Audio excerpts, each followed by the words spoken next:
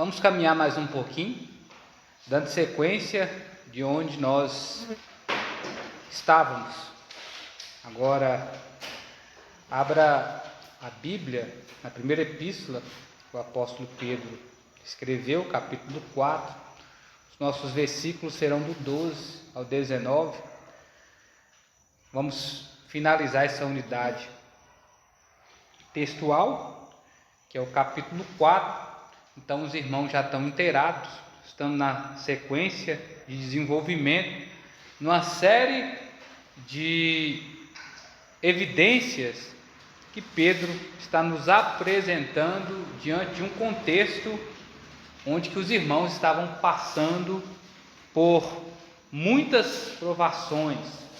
A igreja estava sendo perseguida pelos judaizantes, aqueles que eram amantes da lei. Essas pessoas, eles eram os legalistas, assim como o Império Romano. Então esta carta é uma carta para lembrar os irmãos daquela época que eles tinham que não só manter a esperança, que é o teor da carta, que é a vida com Cristo Jesus na eternidade. Ele diz que aqui nós somos peregrinos, estamos de passagem, nossa morada não é aqui, mas que nós estivéssemos prontos também, mediante toda a abordagem que eles fossem tendo, isso é, interrogatório, para que de forma bem precisa e de maneira bem consciente eles pudessem apresentar razão da fé que eles tinham. É dentro disso aí que se constrói os apologetas, os defensores da fé, para que possamos ter argumentos sólidos e falar para as pessoas por que nós temos essa crença em Jesus Cristo, Filho de Deus, quem é o nosso Salvador.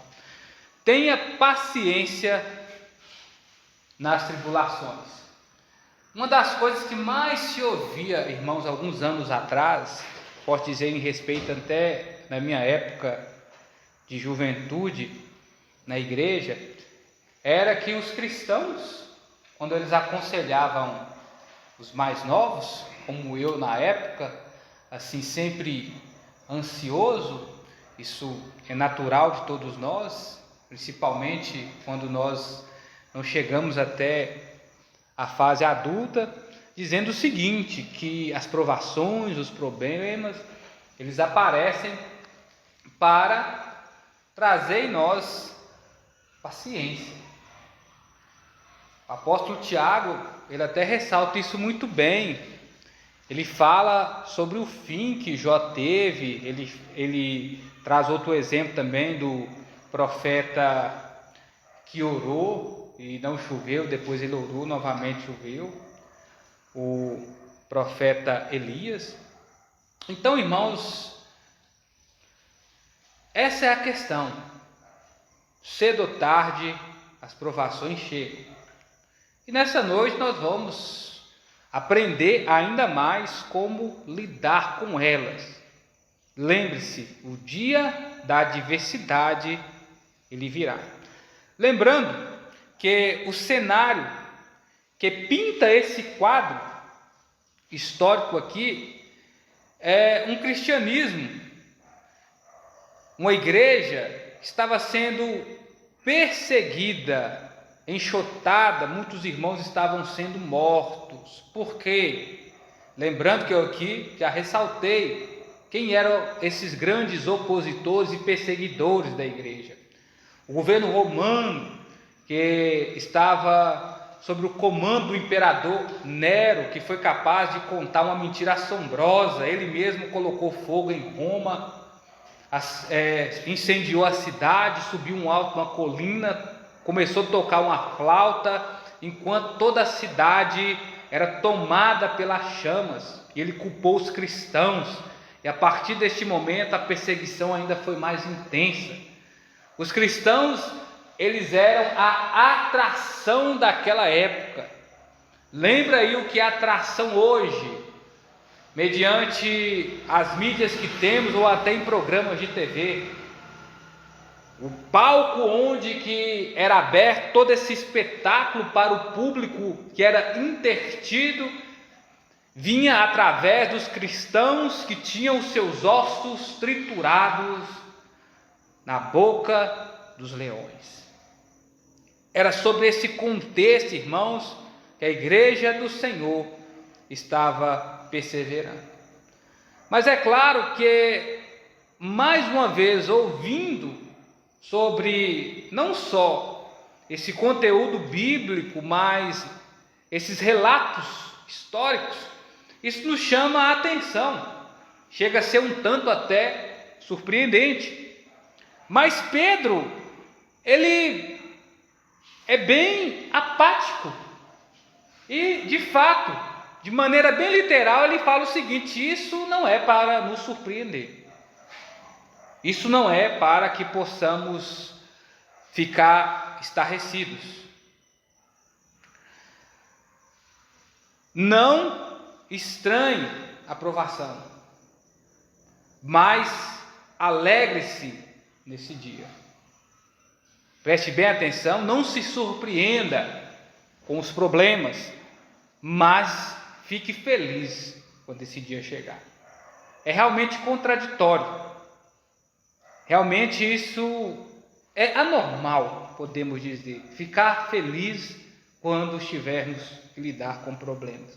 Mas a Bíblia, de maneira bem clara, nos fala por que devemos agir assim. Versículos do 12 ao 13, a epístola nos informa o seguinte: Amados, não estranheis a provação que como um fogo sobrevém, como se estivesse acontecendo alguma coisa estranha, fora do comum, um imprevisto. Vocês estão entendendo? É essa a ideia da palavra que ele está encabeçando a frase aqui. Mas alegrai-vos, pois sedes pacientes do sofrimento de Cristo, para que também vos alegreis e exalteis na revelação da sua glória. Realmente, irmãos, o exemplo que ele nos dá para definir essa série de fatores que se chama problemas, ele usa o termo fogo. Por quê que vem esse calor, essa pressão sobre a igreja? Pedro, para os seus leitores original, dentro desse contexto, que mais uma vez, através de um rápido panorama, ressaltei para os irmãos, ele está nos dizendo que quando esses dias chegam, é uma oportunidade para testemunharmos e glorificarmos a Cristo, fazendo Deus conhecido. E a pergunta é: hoje, meu irmão, minha irmã, nós estamos preparados para sofrermos perseguição, termos que lidar com pressão? O imperador Nero, como aqui diz, ele ateou chamas na cidade.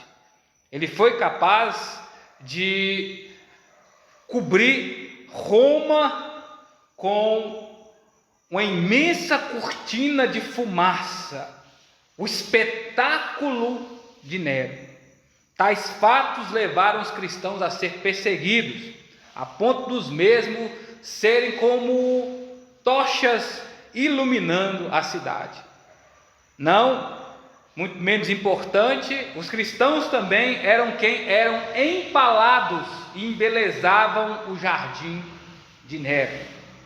E eles também eram quem servia de alimento para os leões e entretenimento para aquela plateia pecaminosa, sedenta por sangue, sedenta por violência, traga de maneira gratuita através de um espetáculo onde que bestas feras simplesmente devorava pessoas que eles odiavam. E o porquê que isso estava acontecendo? Irmãos, quando nós vemos essas coisas acontecerem, é porque a glória de Cristo está sendo revelada. É porque Cristo Jesus está trazendo a luz ao pecado das pessoas. Ele prova a nossa fé, que está ligada a Cristo como? Mediante ao sofrimento. Com Cristo padecemos, mas com Ele também somos glorificados. Jesus diz que nós estamos como ovelhas no meio de lobo, irmãos. Basta um estupim, basta alguém apertar o gatilho e se instaura uma situação adversa, contrária à igreja. Basta um corrupto governar, basta uma canetada, basta um desentendimento entre aquilo que é moral e imoral, e as trevas começam a tomar conta daqueles que militam contra Deus e a sua obra. Esses acontecimentos, irmãos, gira em torno de um momento muito inoportuno. Eles haviam perseguido a Jesus, assim como perseguiram a João, como perseguiram os outros profetas, como perseguiram a Estevão e perseguiram também os pais da igreja. O sangue dos cristãos é semente para a pregação do Evangelho. No mundo, irmãos, nós sofremos aflições, nós temos vitórias, mas devemos entender que o dia da adversidade chega, mas tudo isso é para lapidar a nossa fé, tudo isso é para purificar a igreja de Deus, é para o Senhor nos amadurecer e é para Ele nos preparar, não é para que possamos ficar derrotados, cabisbaixos ou assustados, porque eu sei, a pergunta que todos nós fazemos, pode ser o representante do cristianismo que for, não, se esse dia chegar, eu sou incapaz de perseverar diante de tal situação, eu sou incapaz de ter forças para lidar com a situação dessa, negar Jesus ou morrer. Quando Paulo fala que devíamos crer em Jesus de todo o coração e acreditar que Deus o ressuscitou entre os mortos, era ter Jesus como Kyrie, era ter Jesus como soberano, é ter Jesus como imperador, sendo o próprio Nério e seus antecessores, aqueles que vieram depois dele, acreditavam que eles eram Deus encarnado. Mas nós sabemos que isso é uma mentira, que é Jesus o verdadeiro Deus. E há países que são assim até hoje, ditadores que acreditam que são Deus. Mas os cristãos estão ali. Eles não se dobram diante da situação, eles têm forças para conseguir, mas diante de tanta hostilidade, mediante um terreno minado, lidando entre a vida e a morte, volta a dizer, talvez a gente pense, eu fraquejaria, irmão, sim, não vou mentir para ninguém, sim, fraquejaríamos sim, qualquer pessoa fraquejaria. Pedro negou a Jesus, os discípulos o abandonaram lá no Getsêmani, e Judas que o traiu por 30 moedas de prata. Mas de fato, então, isso é surpreendente. Não se assuste nem com isso, meu irmão. Essa é a realidade, minha irmã. Por quê? Não é segundo a sua força, não é segundo a sua capacidade, não é o seu conhecimento de campo ou experiência que vai te fazer perseverar diante de uma situação dessa, se ela começar a inflamar, como uma fagulha de fogo diante de um capim seco. É o Espírito Santo. É o Espírito Santo que vai lhe dar força. É o Espírito Santo que vai lhe dar poder. É o Espírito Santo que vai lhe manter de pé diante de tais situações. Presta atenção, meu irmão. Atine a memória, minha irmã. Diante de todas as vitórias que você tem tido até aqui, problemas mesmo temos. Por mais que podemos dizer, não, estamos tendo certa perseguição, é cultural, até então a coisa não é com arma, não tem ninguém querendo matar nenhum cristão aqui em território brasileiro, coisa do tipo, a hostilidade ainda não está para esse lado. A Bíblia nos alerta dizendo que tais dias vão chegar, mas sim temos dificuldades. Aí você pensa, como que eu consegui vencer? Como que eu consegui manter acesa a tocha da minha esperança? O Espírito Santo. O Espírito Santo. É a palavra de Deus. Irmãos, a graça do Senhor nos basta. Nós nos gloriamos na nossa fraqueza. Isso que Paulo deixou bem claro. Para você ter ideia, olha o que ele escreve na sua carta escrita aos Romanos, capítulo 5, versículos do 1 ao 5.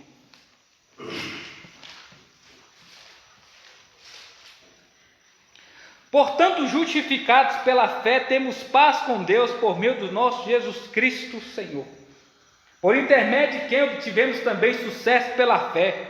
Esta graça no qual estamos firmes e nos gloriamos na esperança da glória de Deus. E não somente nisso, mas também nos gloriamos nas tribulações, sabendo que as tribulações produzem, irmãos, geram perseverança. A perseverança, a aprovação. Deus quer nos aprovar, são testes que Deus nos dá para a aprovação de todo crente, de todo salvo, de todo aquele que vive pela fé. A esperança não nos causa decepção. Por que nós não somos decepcionados, irmãos? Por que nós não nos amarguramos?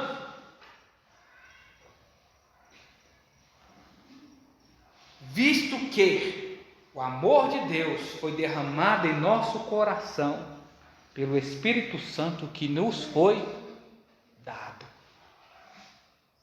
Irmãos, isso é fantástico. Na carta escrita por Tiago,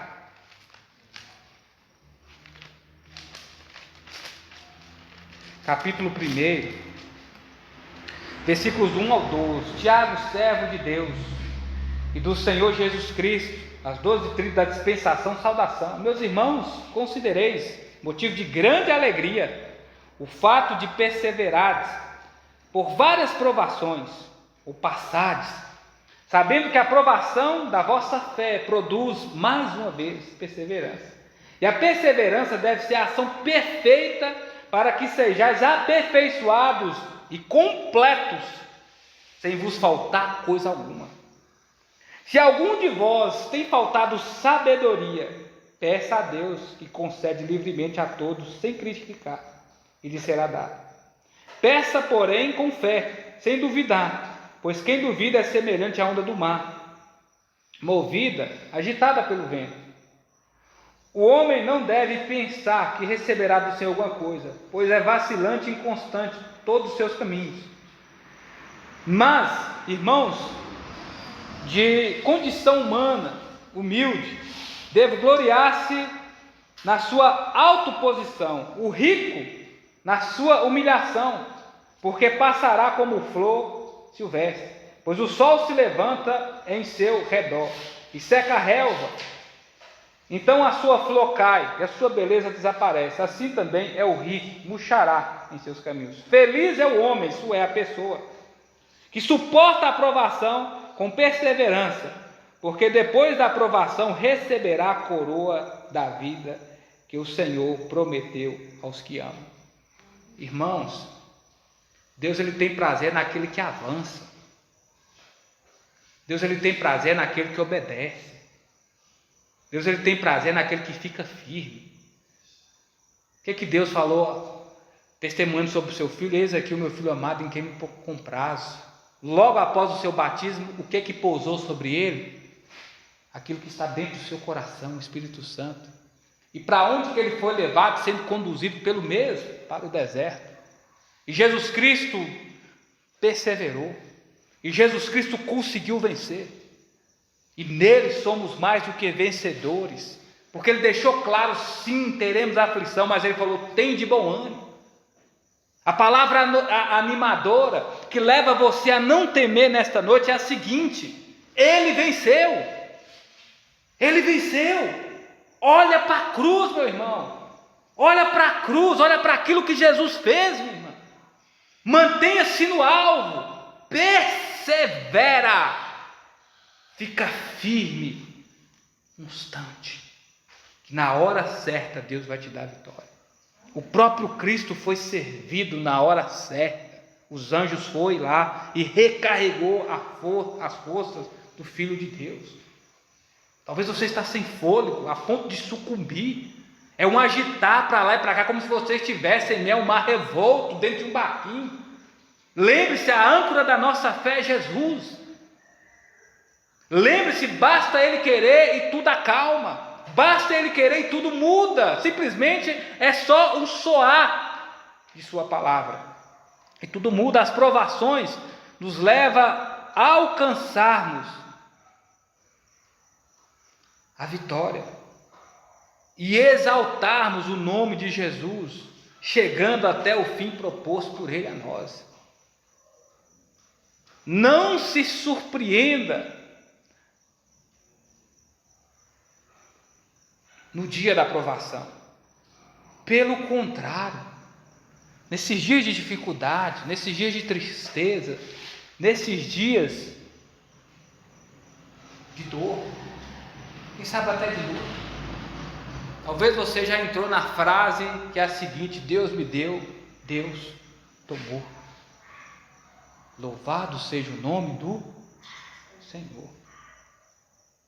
Lembre-se do fim que Jó levou. Alguns até dizem, não, mas depois que Jó conheceu a Deus, não, ele conheceu ainda mais. Ele já conhecia a Deus, ele já prestava sacrifício. O próprio Senhor dá testemunho dele sobre o caminho da retidão que ele andava. Mas as provações levou a Jó a ter muito mais intimidade com Deus. As provações o levou a ser mais íntimo do Senhor. Irmãos, essa é a realidade nua e crua, bem clara do Evangelho. O sofrimento é um mecanismo que Deus usa para nos aperfeiçoar. É o instrumento que Deus tem para nos preparar, para nos amadurecer, para nos fortalecer. Não é isso?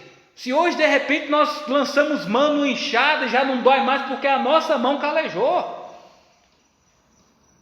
Se hoje nós podemos fazer certas coisas, é porque perseveramos, conseguimos. Versículos do 14 ao 16. Se sois insultados por causa do nome de Cristo, sois abençoados, porque sobre vós repousa o Espírito da glória, olha aí, o Espírito de Deus. Mas nenhum de vós sofra como homicida, ladrão, praticante do mal, ou como quem se intromete em negócios alheios, mas sofre como um cristão, não se envergonhe disso, pelo contrário, glorifique a Deus e o seu nome. É muito fácil, irmãos, murmurar no dia da provação. É muito fácil querer pular fora do barco no dia da tempestade. Mas se nós estivermos em meio a um dilúvio, não é mais seguro continuar dentro do local que é seguro? Onde obtemos salvação? Diante do sofrimento, irmãos, diante da injustiça, diante dos atritos, diante do mal que se levanta, até diante desses dias tão obscuros, nós somos abençoados, porque nós somos filhos de Deus. Isso é claro se nós estamos passando principalmente por injustiça. O Espírito Santo, irmãos, é o selo que nos garante que temos um Pai. Nós não somos manchados pelo pecado ou desaprovados por Deus. Deus tenta para aprovar. Deus, Ele é quem aprova. O diabo sim quer nos derrubar, o diabo sim quer nos humilhar, o diabo sim quer nos acusar. Mas Deus é quem livra. Nenhuma tentação vem a nós se não for humana ou provação, porque de Deus também vem o escape. Nós temos a marca do sangue de Cristo. O poder do Espírito de Deus está sobre nós. Nós podemos lidar com o assédio do pecado. Nós podemos resistir ao diabo. basta a cada um de nós nos humilharmos diante das potentes mãos do Senhor, porque no momento certo Ele nos exaltará. Mas diferente, irmãos, para aqueles que são pecadores,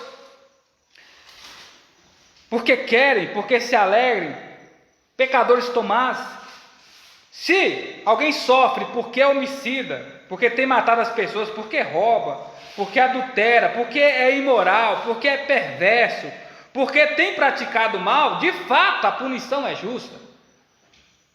De fato, isso é uma vergonha. O que cabe a essa pessoa é se arrepender. De repente ela está sofrendo a pena que é devida, mas mesmo se isso aconteceu, ela ainda pode mudar.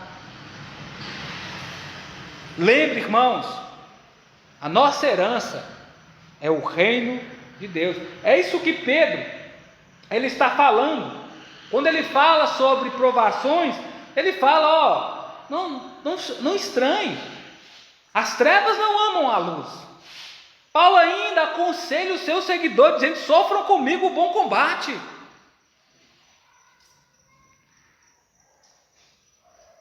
E aí, irmãos, não há motivo para nos envergonharmos do Evangelho.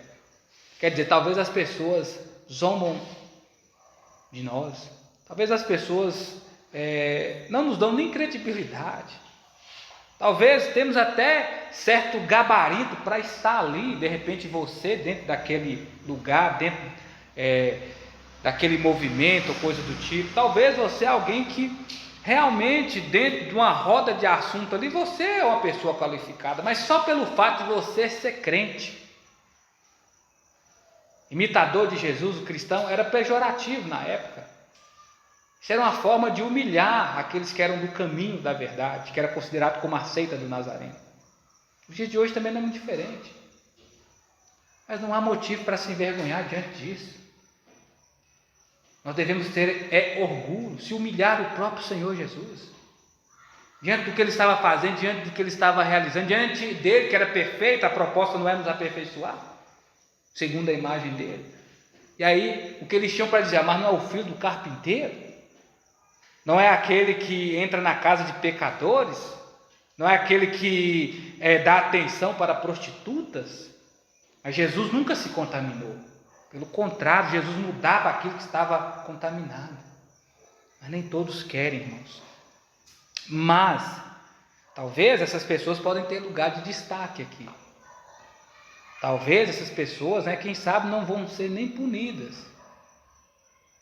Ou vice-versa. Mas uma coisa eu sei: só vai ter lugar para aqueles que forem aprovados por Deus. Não segundo os nossos méritos, mas diante de todo o preparo que Deus está realizando em nós. Sabe para quê? Porque, irmãos, o nosso lugar é no reino. Essa é a nossa herança, na casa de Deus. Mas lá não vai entrar Apocalipse capítulo 14, capítulo 22, versículo 14 e 15. Bem-aventurados os que lavam as suas roupas, para que tenham direito à árvore da vida e possam entrar na cidade pelas portas. Ficarão de fora os cães, os feiticeiros, adultos, homicidas, idosos e todos que amam a prática da mentira. Todos que amam, irmãos, pecar, todos que querem viver na vida de prazer, todos aqueles que querem viver na perversidade, na corrupção em todos os sentidos, todos aqueles que não querem sofrer por amor a Jesus, rejeitar esse mundo, negar a si mesmo, todos aqueles que não querem se sacrificar, todos aqueles que não querem viver uma vida santa, todos aqueles que não querem sofrer por amor ao Evangelho, que é o poder para salvar qualquer pessoa, não tem lugar no reino. A parte deles não é com os salvos. O que está preparado para eles não é aquilo que nós vamos ter. Por isso, irmãos, nós não temos motivo para nos envergonhar. Agora, quem tem vivido na prática do pecado diante dos olhos do Senhor, essa pessoa tem. Não se envergonhe, mas glorifique a Deus no dia da provação. Não se engane, Deus vai julgar. Como assim? E Ele vai começar com o seu povo. Lembrando que quando Jesus aqui veio, ele começou entrando dentro do templo. Mas nós já fomos julgados e nós somos absorvidos. Evangelho de João, capítulo 3, versículo 16. Porque Deus amou o mundo de tal maneira que enviou seu Filho unigênito para que todo aquele que nele crê não pereça, mas tenha a vida eterna. Quem nele crê não é condenado, mas já está salvo. Então, por que não crer no Filho unigênito de Deus? É a resposta de João. O que será julgado serão as nossas obras, que como aqui nós estamos falando, Deus é justo. Talvez a nossa aprovação é isso, é para nós mantermos firmes naquilo que Deus nos confiou, nos responsabilizou. Mas o mundo também já está sob julgamento e a sentença é justa, é condenável. Essas pessoas até então estiverem desaprovadas diante de Deus. Jesus ele começa conosco. O filtro, irmãos, é no nosso coração. É comigo, é com você. Quem nele crê já está salvo. Quem não crê já está condenado. Entendeu? É isso que o Espírito Santo faz. Ele convence o mundo do pecado e da justiça. Porque o príncipe desse século já está julgado. Com ele vai também os demônios e caminham junto os filhos da desobediência. Temos que sofrer, irmãos, e é por amor ao Senhor. O nosso sacrifício tem que ser diante daquilo que Jesus sofreu por nós. Ele abriu mão da sua glória, ele se entregou por nós, ele veio a esse mundo. Ele não só, entendeu? Enviou o Espírito Santo a nós, mas antes ele mesmo veio, em carne e osso, subindo na cruz no nosso lugar, derramando o seu sangue. A nossa vida, irmãos, é uma vida sacrificial, esse é o caminho. Sim ou não? Cristo mesmo foi provado e aprovado. Nós devemos ficar firmes. Porventura, irmãos, talvez diante do que você está passando, quem sabe, nós poderíamos ter como exemplo: o Senhor, passa de nós esse cálice. Mas quando nós lembramos daquilo que Ele fez por nós através do Seu Filho, no próprio Cristo encontramos força para dizer: não, Senhor, mas seja feita a Sua vontade e não a minha, e não a Sua. Assim, irmãos, como Tiago e João e tantos outros que beberam desse cálice, é porque eles tomaram a cruz, entregaram a sua vida para Jesus, porque eles já estavam mortos para esse mundo. O dia da provação, irmãos, ele vem. A hora vai chegar.